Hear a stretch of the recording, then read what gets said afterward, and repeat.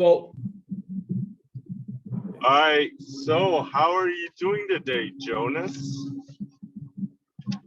doing very well, thank you. Hope the same for you.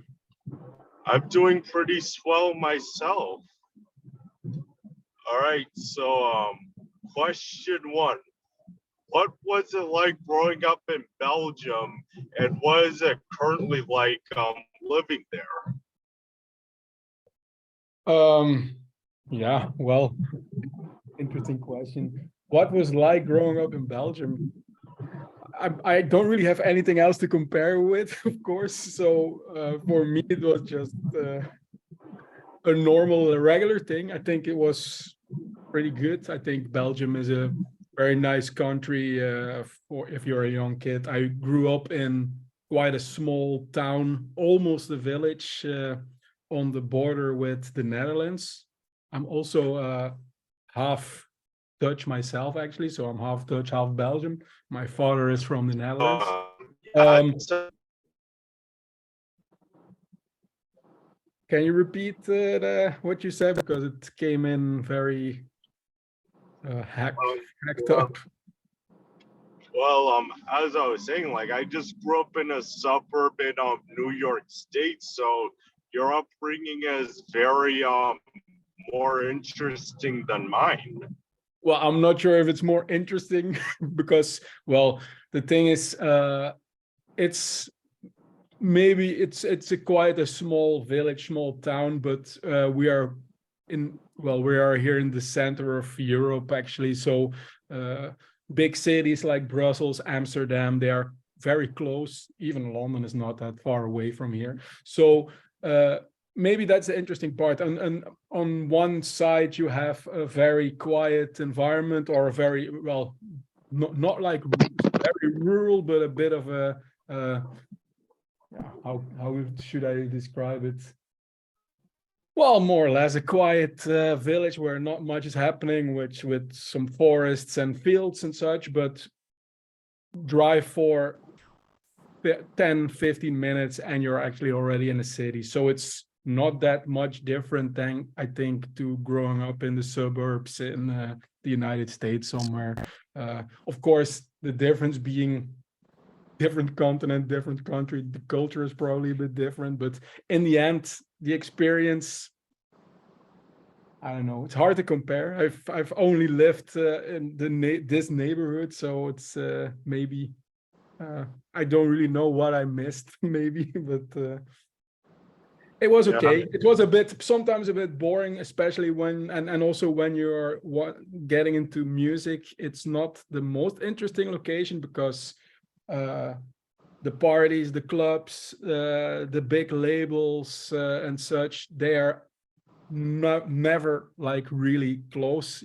I always had to go to the cities. Okay, they were not that far away, or even to other countries to really do that kind of things. You don't really have a big local scene or something here, which is that's maybe the thing I'm a bit jealous of compared to people who really grew up in a big city. Usually in a city you have like a local music scene which is, of course, certainly if you're starting out, very interesting to get to know people who are into the same stuff, start collaborations, get opportunities to do gigs or to get signed somewhere. And in my case, I had to do a little bit more effort to get into the scene, to say it like that. But in the end, it's not that it's like a million miles away. Everything is quite close here. I mean, if you drive for 2 hours, you are already probably you already passed 2 other countries. So it's all small countries here in Western Europe, and luckily a lot of stuff going on not too far away. So, yeah. Amen. And especially the part where you told me you had to put in more effort to get your music noticed, because this was before TikTok and Instagram and social media. Actually, indeed, almost before the internet. I mean, the internet was of course a thing, but when I started producing, certainly when I did when my first release is actually Silvertear So Deep.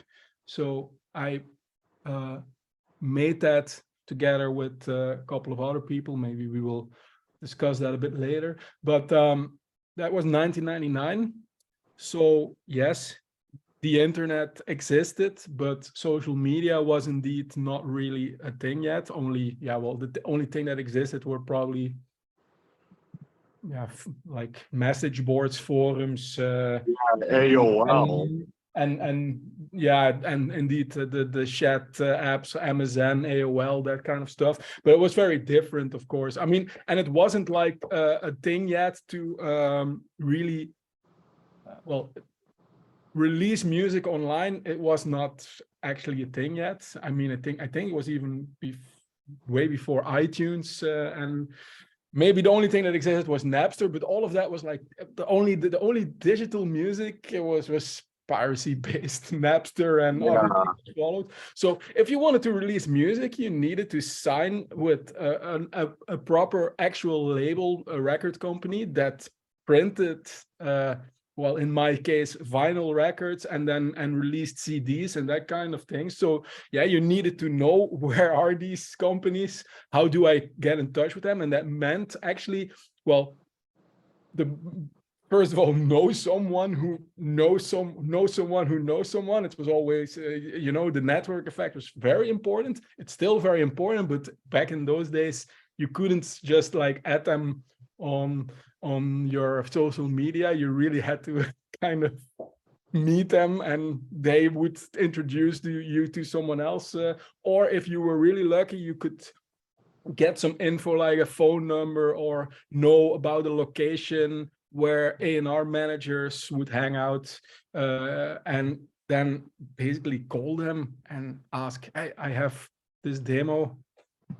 Do you want to listen to us? Can I come visit the office, and or can I send whatever, a tape or a mini disc?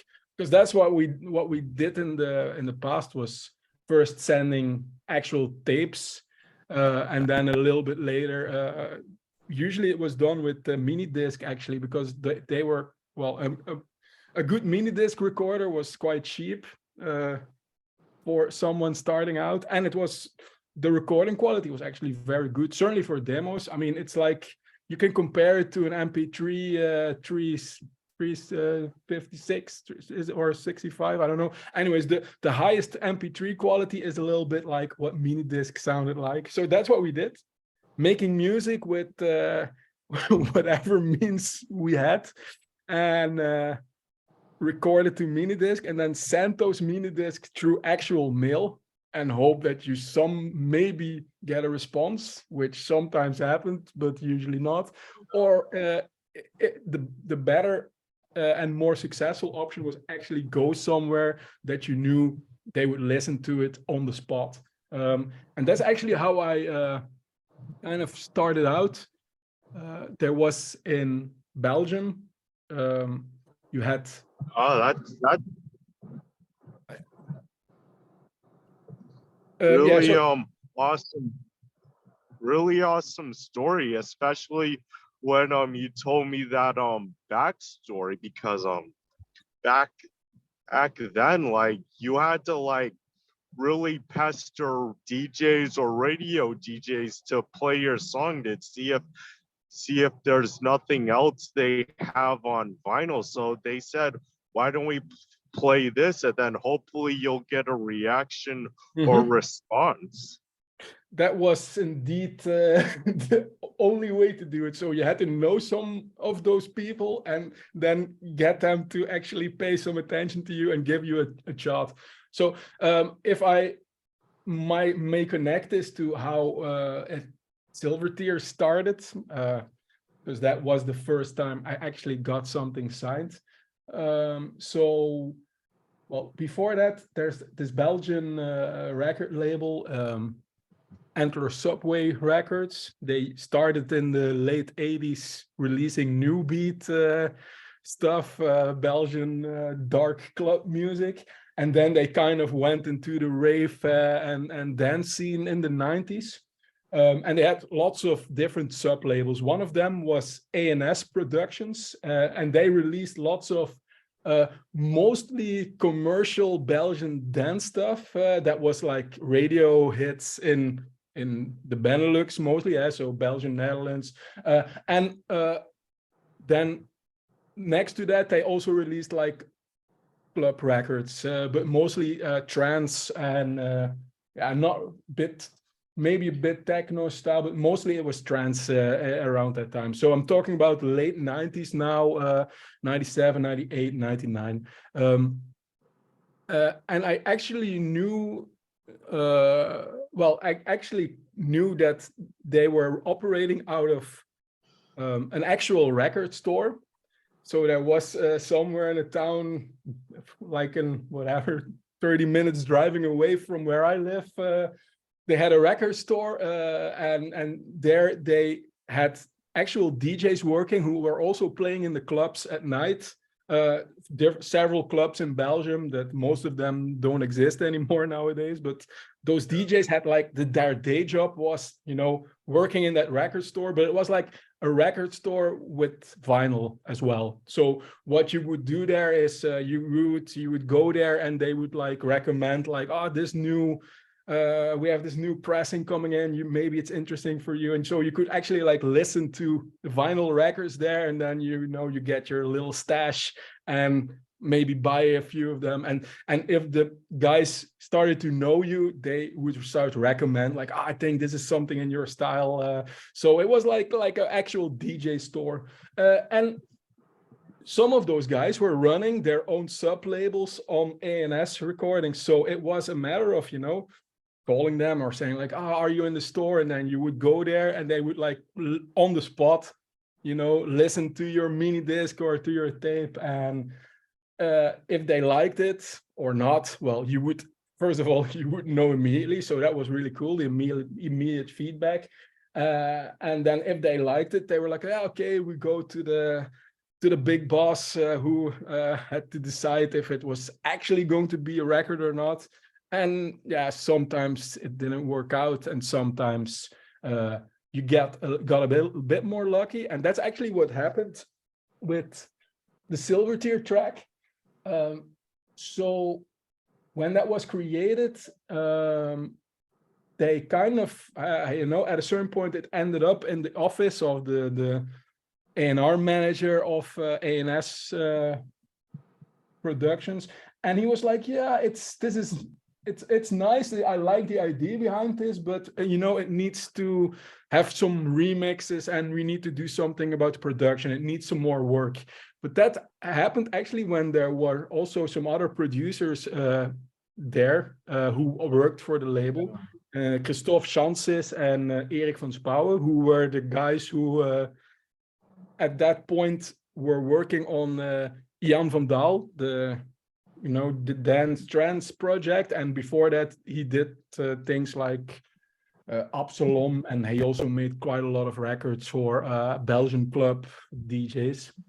So we kind of got into a situation where we could sit together in their studio to work on the Silvertear So Deep track, to finalize it, to really nail the production, because you gotta realize I didn't really have a full-on studio at that time. It was 1999. I was 17 years old, I think. 17. Yeah.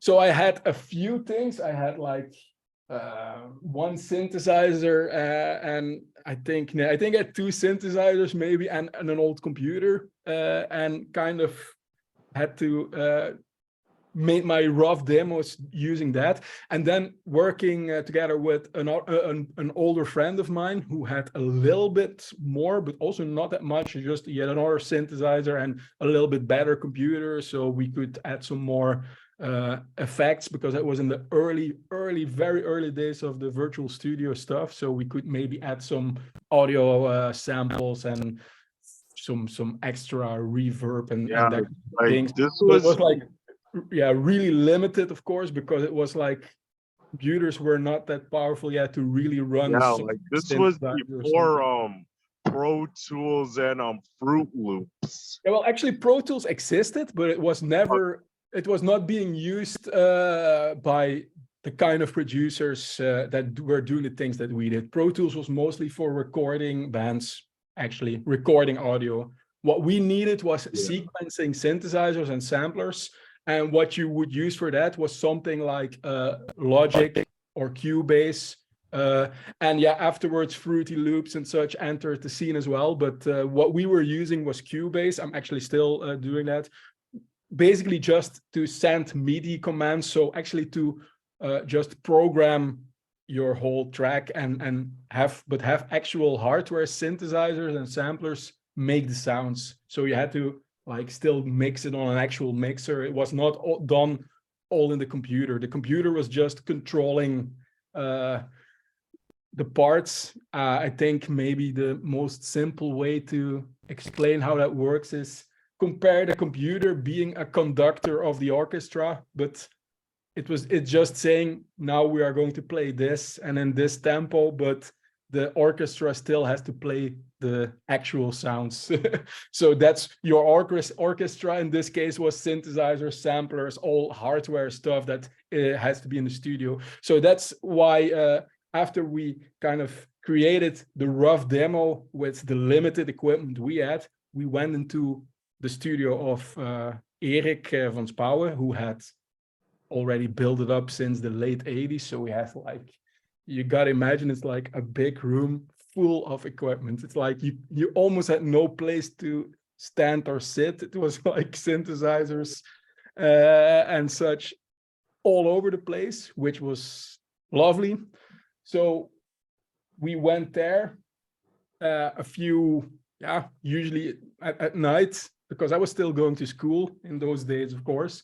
So during the day, going to school, and then afterwards quickly have a bit of have some dinner, and then driving towards the studio. And then we were there until, let's say, 1 a.m., 2 a.m. working on several versions of the So Deep track. And that's kind of how it came to be. Of course, that's not the actual beginning of the track, but that's how it was finalized. But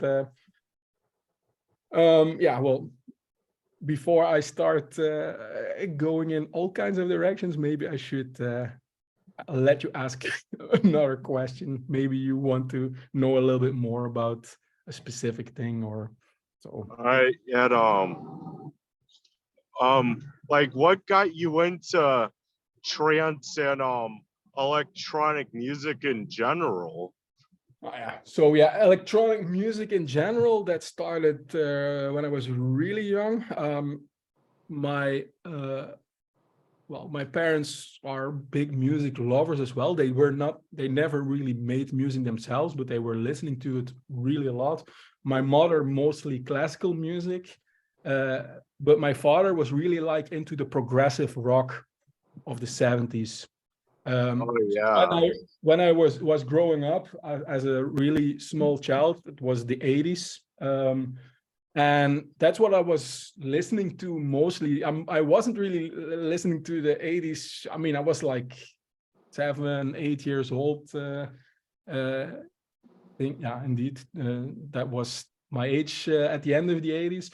So I wasn't like really listening to the radio yet and looking for my own music, but I was listening to the records of my parents, just vinyl on the table and listening to it, because and there were some things like well, first of all, you had Emerson, Lake and Palmer Records, a progressive rock band from the UK. That is, yeah, I still really love them, and they were using a lot of synthesizers in their music, mostly big Moog modular stuff and ARPs. I didn't know the names of those synthesizers, but I knew, because that's what my dad told me. Oh, these are synthesizers and they can make all kinds of sounds that are completely different than normal instruments. I was really fascinated by that, and always, listening, especially to those parts which were like really synthesizer heavy. And one of the records that was there was a vinyl, the best of Vangelis.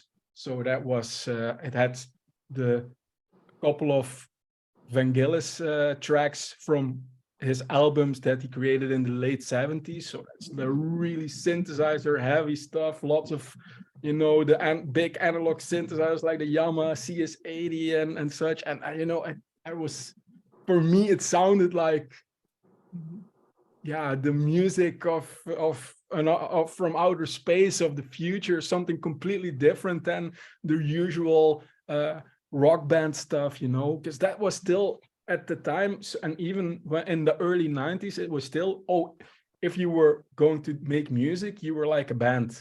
You were like going to be like Metallica or Nirvana or something, right? Because that was the mainstream, more or less. But I was always interested in the electronic stuff. And of course, now after so many years, I realized there was a lot more going on, even in the 80s, that I totally missed in Belgium. Like, well, first of all, you had electronic body music, you had Kraftwerk already, you had all the 80s house and techno stuff, new beat. It all existed, but I wasn't like fully aware of it yet because I was really too young to really get, yeah, it didn't really reach me because, yeah, no internet, no.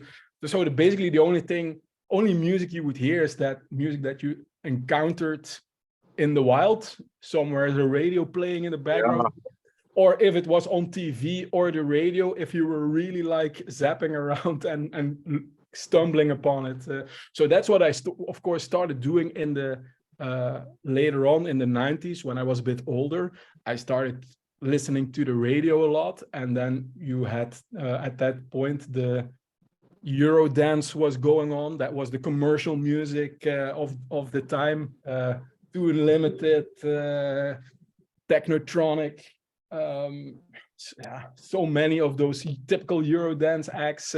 So that was the first taste I got of what the electronic dance music sounded like. And from that point, by getting older, as an older teenager, diving into that more, listening to the more specific radio shows that were like more underground, I started to get deeper and deeper into the dance scenes of, yeah, Belgium and the Netherlands, Germany, UK, all the radio stations that I could easily receive from where I lived. And, you know, starting to buy the compilation CDs, and at a certain point got my record player, started to buy vinyl as well. And yeah, in the early days, I was more into the, well, first maybe it was Eurodance, afterwards it was like more things like happy hardcore and actually real hardcore techno at a certain point, because it was really popular in the Netherlands, which was, yeah, for me, it's like 10 minutes, wait, 5 minutes driving away from here, and you are over the border. And it was like what they called the gabber stuff, like really, really hard and fast techno music, more or less. But when I got a little bit older, I really got into, because I also had some friends who were, you know, into the same music. I started to get into the trance scene, which was still quite strong in Belgium at that point. You had guys like Mike Dierks. Well, he was still named Dirk Dierks at the time, who we better know as Mike or Push. He created Universal Nation, for example. That's like maybe still the biggest trance classic nowadays. Or guys like Laurent Veronese, Airwave, and also in the Netherlands, Tiesto was coming up, Armin van Buuren, Ferry Corsten, of course. So you had all these relatively young guys. They were like, yeah, okay, they were a few years older than I was, maybe not even a full generation. It depends a little bit, maybe maximum, like they could be my older brothers maybe.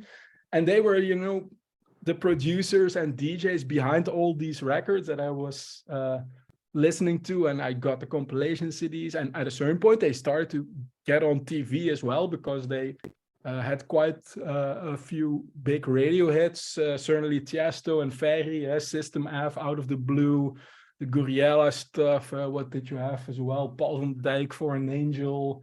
So it was like everywhere at a certain point. So it was very logical for me, like this is, and because it was for me a kind of the combination of the synthesizer stuff that I knew from the old records from the 70s, combined with the beats and the danceability of the dance music, that really made trance interesting for me. It was melodic music with a bit of with some good power and energy behind it. So that's what I wanted to create myself, and which I started to try to create, which was not very difficult style, by the way, because it's if I would have been into, well, stayed into, for example, the gabber scene, a hardcore track or a hard techno track, which is a lot more minimal. So you didn't need that much equipment to make a good kicking track. But if you wanted to make trance, you needed quite a lot of synthesizers and extra stuff to make it sound like the pros, you know. And there was quite a big challenge in the beginning. But yeah, that's kind of how I got into that. So yeah, well, long story short, from being influenced by 70s synthesizer music to Belgian Euro dance, towards the trance scene and everything that is in between and is connected to that, because I mean the UK has also had a trance scene at that point, but also we had jungle drum and bass going on, and before that the rave stuff. I kind of listened to everything that I could that could reach me through the radio mostly, and later on TV a little bit, and that kind of shaped me. I mean, there were no internet communities or recommendations of YouTube algorithms or something. You kind of had to discover it yourself, but out of all the things that were available, still you kind of got a sense of, oh, this is what the scene is like, and this is a typical Dutch sound, and this is the typical Belgian sound. And yeah, at a certain point you kind of find your own sound somewhere in between of that. I think that's how it happened. It's really awesome backstory. I really like that, and I can really relate to that because my music taste really evolved. Yes, I think that's indeed typically if you're still, growing up, you start to listen. Yeah, well, first you hear the music that your parents are listening to, probably. At a certain point, your school friends, and yeah, you really have to discover your own tastes, and it really changes indeed, because some things you think, oh, Nate, this is really too commercial for me now, or too childish. But I actually came a bit back now, being years later, being 40 years old right now.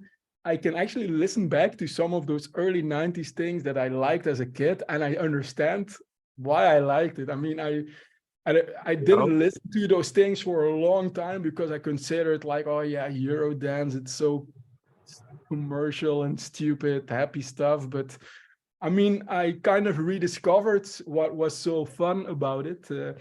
Oh yes. So I think you take all those experiences and all those sounds with you. You put them somewhere in your backpack, and out of that you kind of evolve your own taste and your own style of music, I guess. But it's all of that still remains somewhere in the background, even if you want to deny it yourself. All right, back to So Deep. Yes. Was the perfect Sphere and wire mix created all at the same time in your version, and were you nervous releasing it for the first time, because clearly like you were on a major dance label, and this could either be your make or break? Yes. So the version that was the demo version was actually, I think, yeah, that's still called the original on the release. But we also Dance Mania. we also remixed that one in the studio of Erik, by the way. So actually, all of those mixes were made around the same time in the same week, actually. So we basically worked on one version first, and then when that was finally done, we kind of started the remixes, and I kind of came up with some of those ideas on the spot. Erik also added quite a lot of his own ideas. Certainly, the Perfect Sphere remix has a lot of ideas that came from Erik. He was, always. Yeah, I don't know how he did it, but at that time he could like create a new track or the setup of a new track, and you would blink your eye and there would be like lots of small ideas. So we kind of really collaborated on that one. It was in the end, well, if you look at the record, at the names there, it's quite a big list. We are there. It's 5 people. So you had Pascal Schutters and Roland Thijskes. They are 2 guys who are from the same town as I was, and actually the town that I currently are back living into. And they, because that's maybe a missing piece of the story. So there was actually an earlier release on Dance Opera, also a sub-label of Antler Subway, that was called TS Project So Deep, or So Deep, So Precious. I think that's the full name, because Roland kind of based a track on a melody that he was watching a movie about football hooligans, I think, and I forgot the name. I think it was an Italian movie, but really I need to check with Roland. And at a certain point, this piano melody came in there, and he got inspired by it, and he used something similar as a basis of a track that he made together with Pascal. These guys are like few years older than I am, so they were working on that in 1990. What is it? 1996, I think. Around the same time that you had like Robert Miles' Children, the Dreamhouse stuff.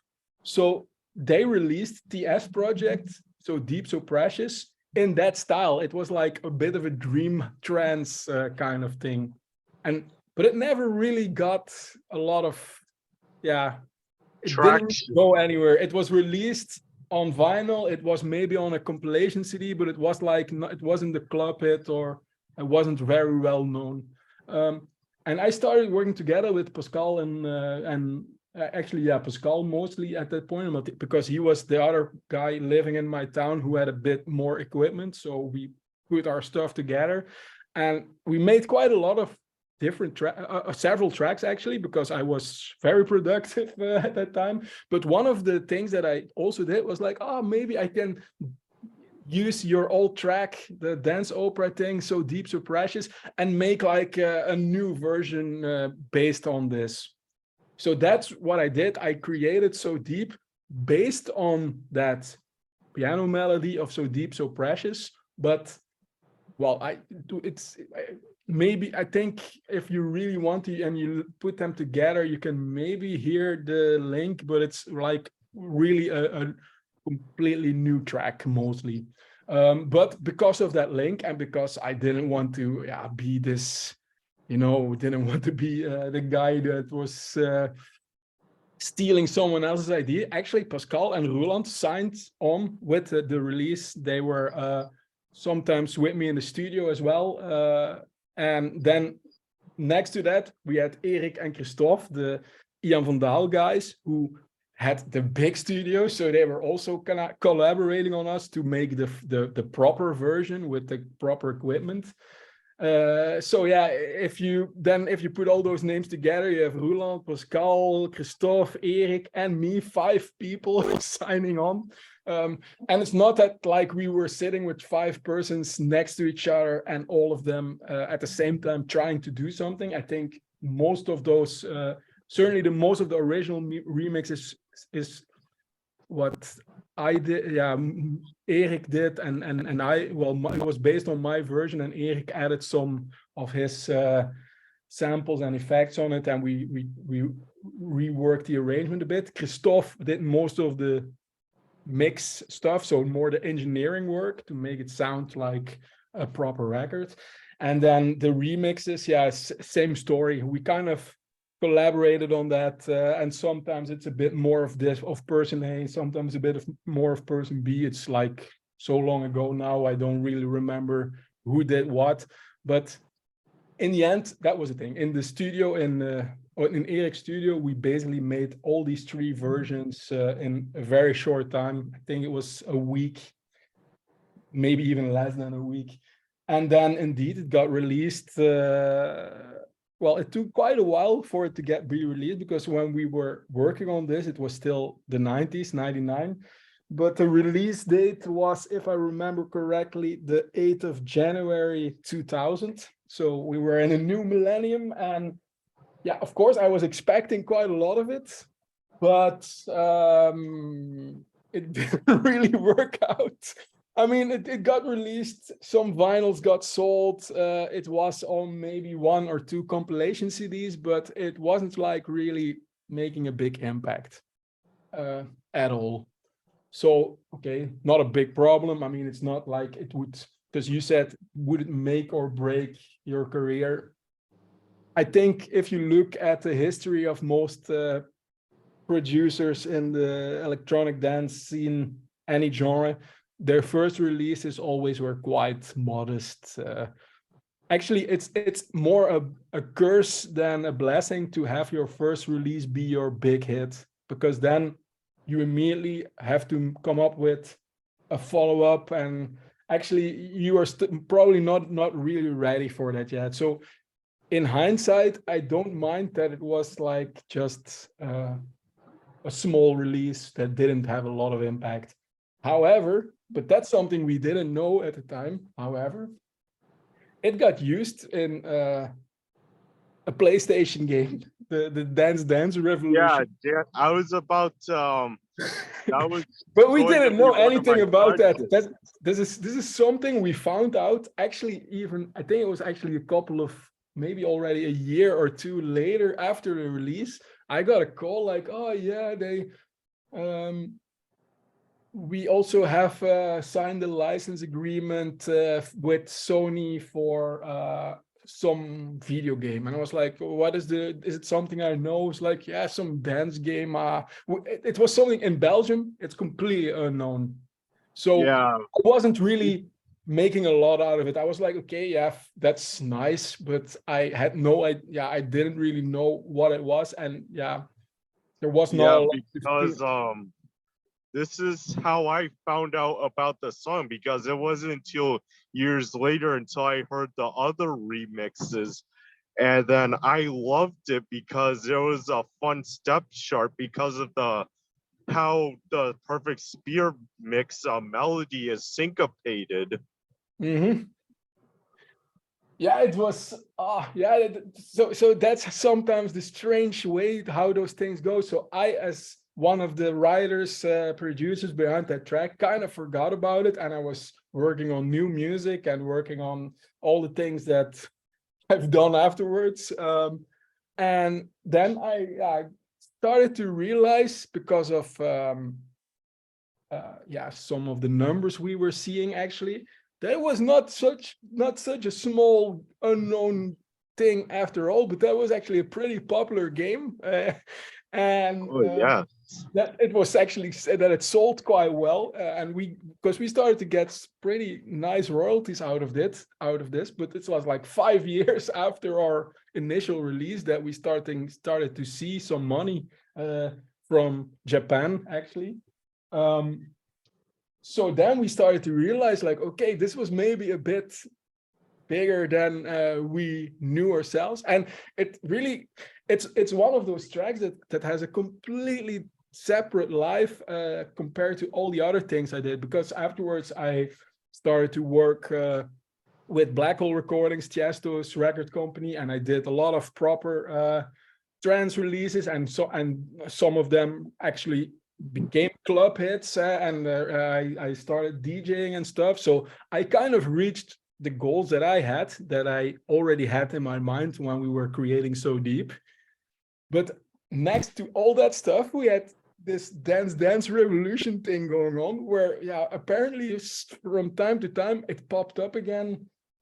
Some people, it was like on MySpace, for example, contacted me about that track, and I was like, how do you even know this? It's like a small vinyl release we did in Belgium in 2000, but like, no, dance revolution. And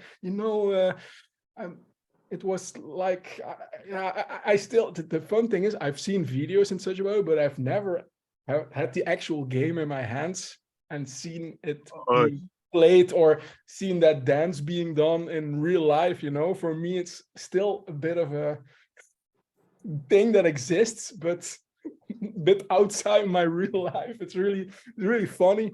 Yeah, like if you're a good dancer, then you would own that chart with no problem.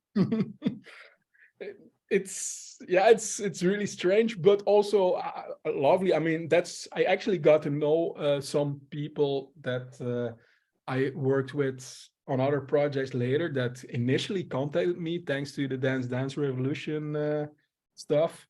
And also I think it's just, that's actually in the end what you want to achieve when you are creating music in any form. You want to get an audience, and maybe it wasn't like the club full of dancing people in Belgium that I got, but instead we got like, probably, I don't know, it's hard to say numbers, but thousands and thousands of people dancing to your track in a very intense way, and really making it really got a completely life on its own, and it's of course really cool and humbling to get an audience like that with your first ever released track. It's great. It still makes me smile. I only wish I could have experienced it in real life when it was happening, because for me this is only things that I heard afterwards, like, oh yeah, it's in this game and people are dancing to it, and it's like, I mean, really bit of a, how should I say it, strange experience that way, but that's actually a very common story in music, I think. Yes. You as an artist have a certain idea, like, oh, this track could be something like this, and then something completely unexpected happens with it, and sometimes it takes years to happen. Because basically you were the original TikTok hit, because your song did moderately well, but then it just skyrocketed thanks to DDR. You were ahead of your time. It's if you look at it like that, it's maybe not even, it's not a bad comparison indeed.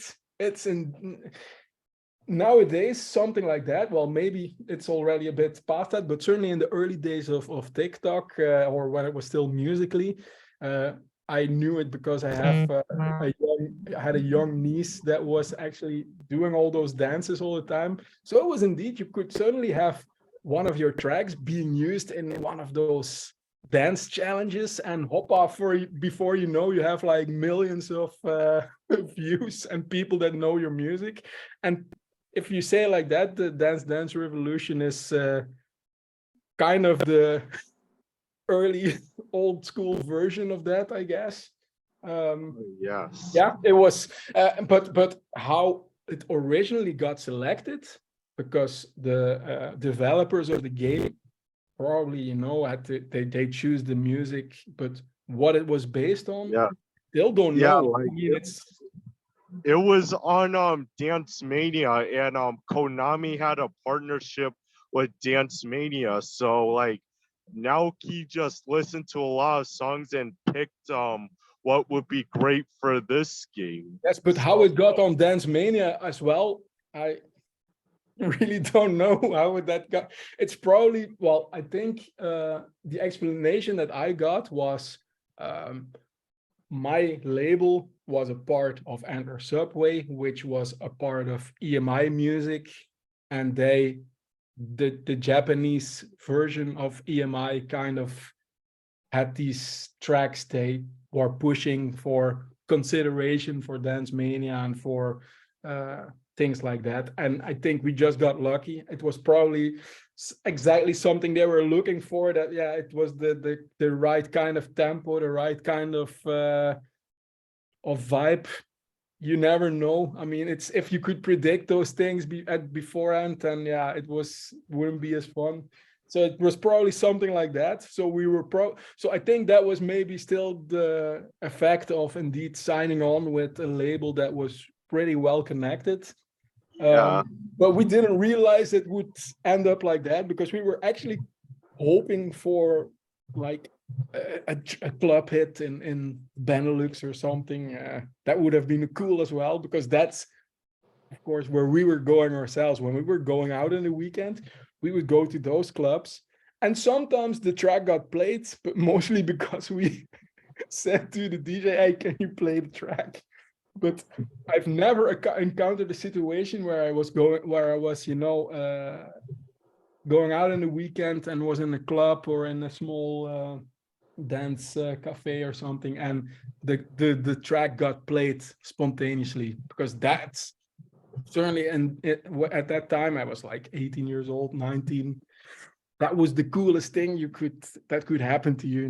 You were somewhere just going out yourself, and suddenly they were playing your music and the whole dance floor going crazy. But yeah, I had to wait a couple more years before I finally could experience that one. But well, on the other hand, it was happening, but we just didn't know about it until many years later. So, but it's still still brings a smile to my face to think about that situation. All right. Basically giving up on the Lastly, track, but it's suddenly still being this kind of hit. yeah. Like, lastly, like, how does it feel to make your mark in the trance music community, and Dance Dance Revolution was so deep, because it is such a classic tune that still gets played in clubs? Because I saw a video of someone spinning it and everyone went crazy. And Well, first of all, you obviously, need to share that video with me, because I didn't see it.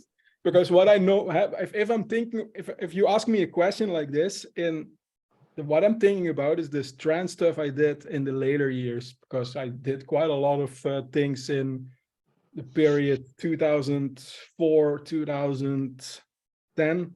That kind of, well, maybe difficult to say this for yourself, but that kind of made a mark, and some of them are classics that are still, in a state of trance, that kind of stuff. But this is indeed a different kind of classic that I still really don't have I don't really know what to do with it. I don't have a handle on it. It kind of happened completely out of my control.